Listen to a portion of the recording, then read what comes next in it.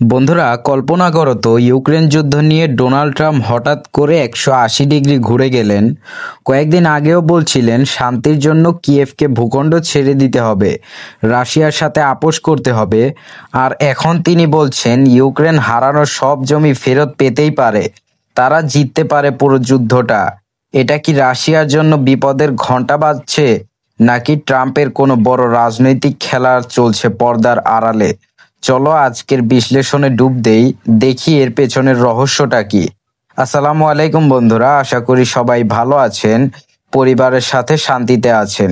আজকের টপিকটা এমন একটা যা পুরো বিশ্বকে নাড়া দিয়েছে। স্ক্রিনে দেখতে পাচ্ছেন নিউ ইয়র্কে জাতিসংঘের 80তম অধিবেশনের ফাঁকে যুক্তরাষ্ট্রের প্রেসিডেন্ট ডোনাল্ড ট্রাম্প আর ইউক্রেনের প্রেসিডেন্ট ভলোদিমির জেলেনস্কি একসাথে বসেছেন।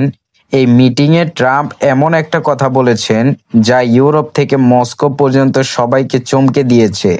এটা শুধু একটা মিটিং নয়, এটা যেন একটা নতুন অধ্যায়ের শুরু। যুদ্ধের দিক বদলে যেতে পারে এতে। চলো ধাপে ধাপে খবরটা শোনাই তোমাদেরকে।